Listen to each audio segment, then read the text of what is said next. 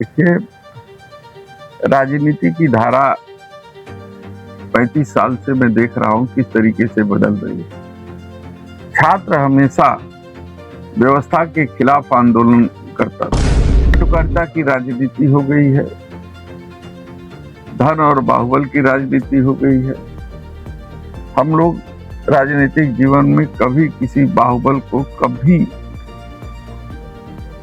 जो है गुंडे बदमाशों को प्रश्रय नहीं किया। एक नाम बता दीजिए जिन्होंने दल न बदला हो, विचारधाराओं को न बदला हो, एक राजनीतिक आदमी का नाम बता दीजिए। सवाल ये उठता है कि राजनीति की विचारधारा दो होती है, एक फासिस्टवादी विचारधारा, एक वामपंथी समाजवादी विचारधारा। तरफ समाजवादी पार्टी के सकलिया विधायक प्रभु नारायण सिंह यादव जी सदन में घोर विरोध भी कर रहे हैं जल कल को लेकर के। आप इधर अपने संसदीय क्षेत्र में जल कल की उद्घाटन भी कर रहे हैं, इस पे क्या कहेंगे? आपको पता है कि मेरा भाषण तो आप चला ही लिए हैं, तो मैंने समर्थन किया कि विरोध किया? इधर उद्घाटन भी तो कर रहे हैं आप जाके। उद्घाटन करना मेरा दायित्व। अच्छा, आप समाजवादी पार्टी के आप नेता भी हैं, सांसद भी हैं, और इधर आप पीडीए को लेकर चलते हैं और लोगों का ये कहना कि यूसी पे एकदम मौन है। यूसी के लेकर आप क्या कहेंगे? ये आप उनसे पूछिए जिन्होंने यूजीसी लागू किया, तो किस मानसिकता से लागू किया। अब हम कहा कहते वीरेंद्र सिंह करा दें, वीरेंद्र सिंह ने सिफारिश किया, वीरेंद्र सिंह ने दबाव बनाया, वीरेंद्र सिंह वहां जाकर के आपके मंत्री के गर्दन पे चढ़ गए, ये काम करना है, तब ये काम हुआ। गाड़ी रुकवाई हम, सोशल मीडिया पर होगी। अरे विधायक का दौड़ खाली लखनऊ तक है, दिल्ली तक नहीं है। ट्रेन रुकाला और जो ना सिग्नल उठाला गिरला दिल्ली से।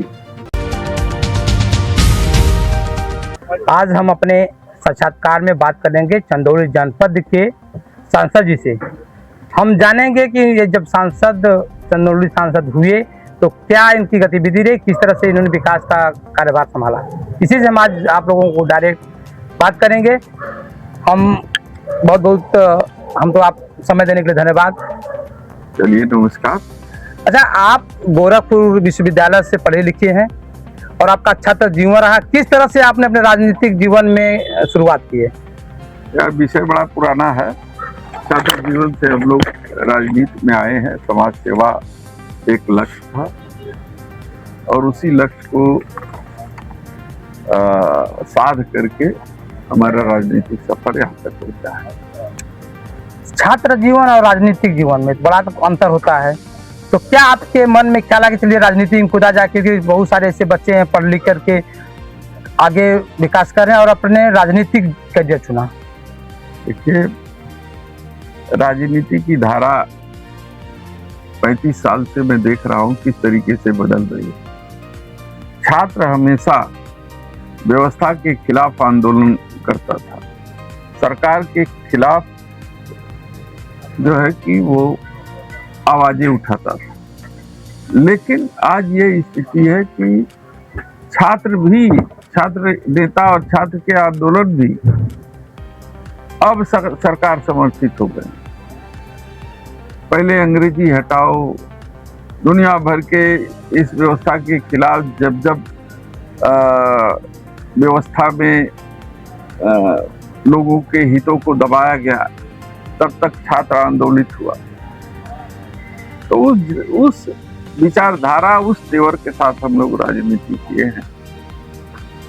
और अब तो चाटुकारिता की राजनीति हो गई है, धन और बाहुबल की राजनीति हो गई है। हम लोग राजनीतिक जीवन में कभी किसी बाहुबल को कभी जो है गुंडे बदमाशों को प्रश्रय नहीं किया, न महत्व दिया। एक आम जनता को हम लोगों ने महत्व दिया और उसको बगल में बैठाया और उसकी बातों को सुना, उसकी कठिनाइयों को दूर करने का प्रयास किया। आज भी मेरा विचारधारा, मेरी राजनीतिक सफर आम नागरिक के साथ। हम कभी बाहुबलियों पर भरोसा न किए, अन्य हमारी विचारधारा में बाहुबल का कोई महत्व है। आप 2 बार चिरई गांव विधानसभा के विधायक भी रहे और कई पार्टियों को बदलते बदलते आपने एक बार कांग्रेस पार्टी में रहे, फिर बहुजन समाज पार्टी में गए, उसके बाद आप समाजवादी पार्टी को समाजवादी पार्टी में आए और उसके बाद अब चंदौली के सांसद चुने गए। क्या वजह रहा कि आप दोनों पार्टियों को छोड़ते हुए आप समाजवादी पार्टी में ग्रहण किए? आप एक नाम बता दीजिए जिन्होंने दल न बदला हो, विचारधाराओं को न बदला हो, एक राजनीतिक आदमी का नाम बता दीजिए। सवाल ये उठता है कि राजनीति की विचारधारा 2 होती है, एक फासिस्टवादी विचारधारा, एक वामपंथी समाजवादी विचारधारा। दल का नाम कुछ और हो सकता है, लेकिन विचारधारा केवल 2 ही है और उस विचारधारा से लगे हुए कांग्रेस भी है, उस समाजवादी विचारधारा के साथ जो समाजवादी पार्टी भी है, उसी विचारधारा के साथ जो है कि अन्य जितने भी हमारे क्षेत्रीय दल के पार्टियां हैं वो सब समाजवादी विचारधारा के नजदीक हैं। फासिस्टवादी ताकतें वो होती है जो जिनकी विचारधारा अलगाववाद होती है, जिनकी विचारधारा धर्मवाद होती है, उनकी विचारधारा पूंजीपति को संरक्षण देने की होती है। तो फासिस्टवादी का मतलब पूंजीवादी विचारधारा, वो बड़े लोगों के हित के लिए काम करती है और मैं पूंजीवादी विचारधारा के साथ कभी नहीं जुड़ा। आप 1996 से 2002 और 2003 से 2007 तक कार्यकाल में विधानसभा सदस्य रहे, तो विधानसभा के सदस्य रहते आपने क्या विकास का गतिविधि बढ़ाई? जा करके हमारे आज भी इतने दिन हो गए, शिवपुर में जाके घूम जाइए, जो भी सड़क आपको दिखी होगी सब मेरे कार्यकाल। जितने भी गांव आपको दिखेंगे जहां विद्युतीकरण आपको दिखाई देगा वो मेरे द्वारा किया हुआ है। जितना primary school, junior high school आपको दिखेगा वो सब मेरे द्वारा कराया गया है। ढाब का विकास मेरे द्वारा कराया गया है। हम सभी जो है कि गांव के एक एक कोने कोने में यदि आप जाकर के देखेंगे, बिजली के क्षेत्र में, शिक्षा के क्षेत्र में, सड़क के क्षेत्र में तथा अन्य ऐसे पानी के क्षेत्र में, उस समय हमने 16 टंकियां पूरे नया पंचायत में बनवाई थी। तो जो भी काम आपको दिखेगा, जो भी सड़क दिखेगा, उस सब सड़क पर अगर किसी का नाम है तो मेरा नाम है।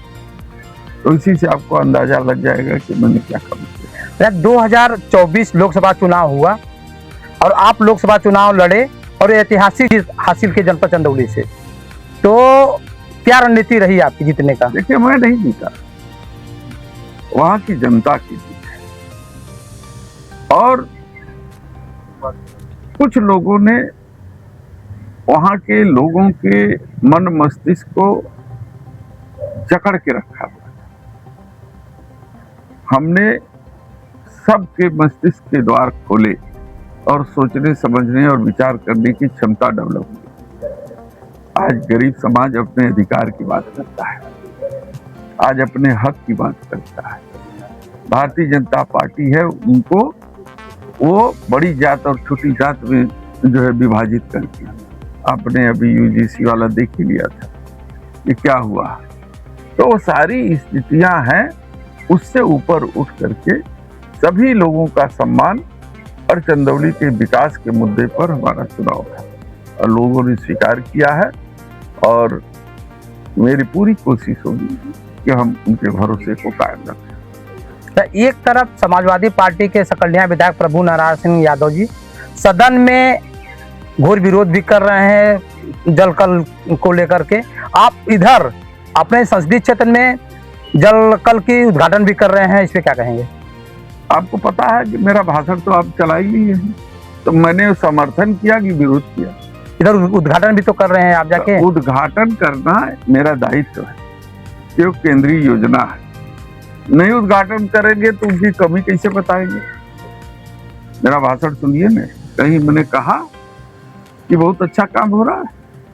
मैंने यही कहा ना कि केंद्रीय सरकार के अधीन ये काम चल रहा है गुजराती लोग काम कर रहे हैं, गुजराती लोग टेंडर कर रहे हैं, पेमेंट वहीं से हो रहा है, यहाँ के अधिकारी बेचारे पीस रहे हैं। तो भ्रष्टाचार नहीं, डकैती का ये अड्डा बन गया है और डकैती जलकल विभाग से हो रही है, जो हर घर नल योजना के तहत। और जनपद चंदौली का जो मुगल सराय बाया भोपोली मार्ग है, उसका तो टेंडर भी हो गया है, रोड भी बना है, लेकिन कब तक सुचारू रूप से आवागमन चलने के लायक हो जाएगा? सरकार से आपने कभी सवाल किया? पत्रकार आपने एक सवाल सरकार से कहिए कि क्यों नहीं कर रहा है। सरकार की एजेंसी है, सरकार का विभाग है, हम तो आवाज उठा सकते हैं। हमने आवाज उठाई, जनता की दुख दर्द को वहां तक पहुंचाया और हमने मांग की कि ये सड़क बनाओ। अब हम ठेकेदार थोड़ी हैं, हम भी शिकायत करेंगे तो सरकार तक ही जाएगी। और जब सरकार के जनप्रतिनिधि ठेकेदार हो जाएंगे, विधायक की ठेकेदारी का काम करेंगे, बालू का काम वो करें, गिट्टी सप्लाई वो लोग करें, वहाँ का जो है कि कंस्ट्रक्शन का काम वो लोग करें, तो शिकायत कौन करेगा? किससे करेंगे आप? जो सरकार खुद इस कार्य में लगी हुई है, आप शिकायत कौन सुनेगा आपका? लेकिन हाँ, जनता की आवाज वहां तक पहुंचाने का हमारा काम है, हम वहां तक पहुंचाते हैं। भारतमाला रोड बन रही है, भारतमाला रोड में गिट्टी कौन सप्लाई कर रहा है? कौन जनप्रतिनिधि की ट्रकें लगी हुई हैं? ईटा कौन सप्लाई कर रहा है? किस जनप्रतिनिधि की सप्लाई है? कौन वहां पे जो है कि टेंडर लिया हुआ है, सब कॉन्ट्रैक्ट। ये सारे चंदौली से जुड़े हुए सभी राज्यसभा सांसद, विधायक, ये सब लोग जुड़े हुए हैं। और भाई कलाल कोई कहीं से उंगली उठा के बता दे कि वीरेंद्र सिंह इस कार्य में लगे हुए हैं।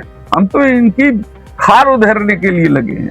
लेकिन शिकायत करें तो करें, शिकायत तो उसी से करेंगे ना जो चोर का बास बना हुआ है। तो कितना सुनेगा कितना नहीं सुनेगा, तो सदन में चिल्लाते हैं, दुनिया को बताते हैं, बेनकाब करते हैं और जनता की आवाज वहां तक पहुंचाते हैं। यही मेरा काम है, हम करते हैं। और जनपद चंदौली की समस्त पीसी सेंटर, प्राथमिक स्वास्थ्य केंद्रों की हालत बहुत खराब हो रही है। दर प्रतिदिन मरीज जा रहे हैं, नहीं चनिया प्राथमिक स्वास्थ्य केंद्र एम्बुलेंस उपलब्ध नहीं हो पा रही है, दवा उपलब्ध नहीं हो पा रही है। इस पे आप क्या कहेंगे? सरकार किसकी है? विभाग किसका है जो दावा करता है? तो सवाल यार उनसे पूछो ना। हम तो उनकी पीड़ा वहां तक पहुंचा देते हैं, हमारे हाथ में कौन सा पावर है? हम तो आपकी पीड़ा को समझ रहे हैं, बुझ रहे हैं। और जो भ्रष्टाचार हो रहा है जाकर के मुख्यमंत्री को और जो है कि स्वास्थ्य मंत्री को, केंद्रीय स्वास्थ्य मंत्री को वहां तक पहुंचा रहे हैं, लेकिन सब मिले हुए हैं ये लूट के धंधे में। तो कौन सुनेगा? हमारी सरकार बदल दो, ये सरकार आने दो, हमारी सरकार, ये सरकार बदल दो, हमारी सरकार आने दो। देखो एक एक काम होता है कि नहीं होता है। अभी बहुत जोरों शोरों पे कांग्रेस पार्टी के लोग कह रहे हैं कि मनरेगा का नाम बदला जा रहा है। क्या वजह है कि सरकार मनरेगा का नाम ही बदल दे रही है? सरकार नहीं चाहती है कि गरीबों को रोजगार की गारंटी मिले। वो चाहती है कि ये गरीब बेरोजगार हो जाए, ताकि ये गुजरात, बंबई, महाराष्ट्र, बंगलोर चले जाएं। वहां पर बड़ी बड़ी फैक्ट्री खोल करके बैठे हुए हैं गुजराती लोग, जो उनके मित्रगण हैं। वहां जाकर के ये नौकरी करें। उनको मजदूरों की कमी है, इसलिए रोजगार की गारंटी यहाँ बंद हो रही है। और वो जब रोजगार की गारंटी बंद हो जाएगी तो हमारे मजदूर जाएंगे कहाँ? कहीं कहीं पलायन करेंगे ही।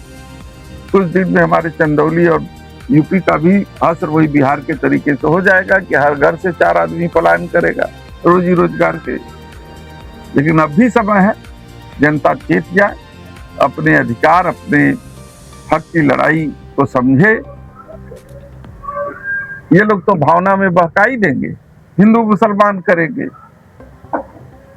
इसके अलावा हर कुछ करने के लिए उत्तर प्रदेश सरकार और भारत सरकार को किसानों की जो है किसानों का सौदा कर दिया।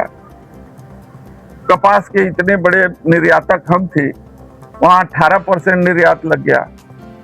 बांग्लादेश को 0% कर दिया। तो जेके 0% कर ओकर माल जाई कि तो 18% क्यों माल ले टैरिफ पर। कपड़ा व्यवसायी यहाँ की लोग जो है कि वस्त्र व्यवसाय में थे, वस्त्र व्यवसाय पर 18% टैक्स लग गया अमेरिका में। हमारा माल कहाँ जाएगा? हम कैसे जो है कि टी शर्ट और पैंट सप्लाई करेंगे? वही अमेरिका का बांग्लादेश का 0% पे जाएगा। तो जब बांग्लादेश को वो लोग बढ़ा रहे हैं, हमको घटा रहे हैं, तो हमारी कहीं न कहीं विदेश नीति खराब है ना। हम प्रधानमंत्री को जानते थे, हमारे देश के प्रधानमंत्री है। प्रधानमंत्री हमारा घुटना टेक देगा ट्रंप के सामने, और ट्रंप हमको डिक्टेट करेगा कि तेल हम कहाँ से खरीदें, हम की रूस से दोस्ती करें कि न करें, हमारा हम माल कहाँ भेजें कहाँ न भेजें। तो ऐसे सरकार थोड़ी करेगी। अच्छा, आप समाजवादी पार्टी के आप नेता भी हैं, सांसद भी हैं, और इधर आप पीडीए को लेकर चलते हैं, और लोगों का ये कहना कि यूसी पे एकदम मौन है। यूसी के लेकर आप क्या कहेंगे? ये आप उनसे पूछिए जिन्होंने यूजीसी लागू किया, तो किस मानसिकता से लागू किया? हमने तो लागू किया नहीं। तो जब आपने लागू किया जिस मानसिकता के साथ, या तो उस अधिकार को आप जो है कि जनता के सामने वो करिए, क्या नाम है, डिफाइन कीजिए। हमने तो लागू किया नहीं, हम तो लड़ाई लड़ रहे हैं उसी की। और आज विपक्ष के सांसद हैं आप, और सरकार दूसरी पार्टी की है। ऐसे में चंदौली के लोगों का भरोसा जो है, कैसे आप अपना राजनीतिक करियर में भरोसा दिलाएंगे? हम सेवा से करेंगे, उनकी भावनाओं से जुड़ के करेंगे, उनकी आवाज उठा के करेंगे, उनकी पीड़ा को सरकार तक पहुंचा के करेंगे। जब हमें मौका मिलेगा, हमारी सरकार उत्तर प्रदेश में आएगी, तो उनकी पीड़ा को जब समझ चुके रहेंगे तो उसके अनुसार विकास भी करेंगे। अच्छा, अभी हमारा जो चंदौली जनपद है, धान का कटोरा भी कहा जाता है, क्योंकि यहाँ से ब्लैक राइस भी जाती है। तो धान उत्पादन, किसानों की एमएसपी और भुगतान समय पर अपने केंद्रों पर क्यों नहीं ठोस हो पा रहे हैं, और ठोस कदम क्यों नहीं उठाए जा रहे हैं? क्योंकि किसान अपना वहाँ अंगूठा भी नहीं लगा पा रहे हैं। वो सब काम जो बात आपको सरकार से पूछनी चाहिए, आप विपक्ष के नेता से पूछ रहे हैं। यार, उल्टी गंगा बहा रहे हैं। हमारे हाथ में क्या है? हम तो आवाज उठा रहे हैं ना। आज ही मैंने मुख्यमंत्री को पत्र लिखा है कि पर हेक्टेयर 85 क्विंटल पहले था, आज जो है 65 क्विंटल कर दिया गया है। किसानों की 20% 30% धान का पैडी उनके घर में पड़ा है। बिचौलिया एकदम हावी हो गए हैं। 50 रुपया पर बोरा जो कमीशन देता है जो है खाद्य विभाग को, उसका अंगूठा लग रहा है, उसका एंट्री हो रही है, बाकी की नहीं। तो सरकार चाहती है कि किसान मर जाए, ये सरकार चाहती है कि बिचौलिया जो है कि उसमें हावी हो जाए, क्योंकि ये लूट खसोट की सरकार है। ये सरकार खाली ईमानदारी का ढोंग रचती है, ईमानदार है नहीं। तो इसलिए जो सवाल आप मुझसे पूछ रहे हैं, वो सरकार से पूछिए वो सवाल, और सरकार से जवाब मांगिए। हम तो आवाज उठा ही रहे हैं। आज ही पत्र लिखे हैं, उसकी एक कॉपी हम आपको दे देंगे, जो मुख्यमंत्री को लिखे हैं, आयुक्त को लिखे हैं, जिलाधिकारी को लिखे हैं। तो हम तो अपना भाई मांग ही नहीं उठा सकते हैं। हमको किसी को सस्पेंड करने का पावर है, कि हमको किसी पर पैसा अलॉट करने का पावर है, कि हमको किसी के ट्रांसफर करने का पावर है? तो जो जिम्मेदार है सवाल तो उससे पूछा जाना चाहिए। हम तो आपकी मांग उठा रहे हैं, आपकी पीड़ा को बता रहे हैं, और हमारा काम यही है कि जहां तक आम जनता की आवाज उनके कान तक न जा सके, वहां तक हम उनकी आवाज बन करके वहां तक पहुंचा दें। कुछ जनपद चंदौली में कुछ जो नहरें हैं, उस पे धरातल पे तो हैं, लेकिन कहीं ना कहीं जाके रास्ते में बंद हो जा रही हैं। कागज पे है लेकिन धरातल पे है ही नहीं, जमीन पे है ही नहीं। ठेकेदार कौन है? कौन नहरों की सफाई का ठेका लेता है? आप बतावा ना, कैसे मुआ से डुंगा ले ला के ले ला ठेका? सिंचाई विभाग जिसको टेंडर देते हैं, तू बतावा ना, ये सब सवाल कहाँ से पूछ के लेके आना है? मैं जवाब देने से राजनीति करते दाढ़ी पाक गई। इसलिए आप जो है पत्रकार हैं, तो पत्रकार के तरीके से, अरे जिससे पूछना चाहिए सारे ठेकेदारों से पूछिए, जो फर्जी पेमेंट करा लेते हैं नहर की सफाई के नाम पर। हम तो आज भी चिल्ला रहे हैं। हम तो जो है सिंचाई विभाग में है, हमने जो है कि अगर भी बहुरिया वाला नाला जो पानी से हो जाता था उसके लिए हमने आवाज उठाई, उसका भी टेंडर हो गया है। एक जो चंदौली से होकर के फिर जाती है, एक कौन मजवार होकर के जाती है, उसका भी टेंडर हो गया है। वही कवई पहाड़पुर वाला एक आती है, वो हो गया है। इधर गरई नदी वाला हो गया है, चंद्रप्रभा वाला हो गया है। आज हम कोई चीज सैंक्शन करा देंगे, सब कर देंगे, तो सब कहीं कि नहीं हम सरकार में है, हम ही करा देंगे। अरे भाई, तोहार सरकार, तोहार मंत्री तो पावर और पैसा अलॉट करे के, तो हम कहा कहते वीरेंद्र सिंह करा देंगे। वीरेंद्र सिंह ने सिफारिश किया, वीरेंद्र सिंह ने दबाव बनाया, वीरेंद्र सिंह वहां जाकर के आपके मंत्री के गर्दन पे चढ़ गए, ये काम करना है, तब ये काम हुआ है। नहीं कहा ना 7 साल 10 साल से और सब लोग सफाई कर देले होते। जाने दीजिए, गाड़ी रुकवाई हम, सोशल मीडिया पर होगी। अरे विधायक का दौड़ खाली लखनऊ तक है, दिल्ली तक नहीं है।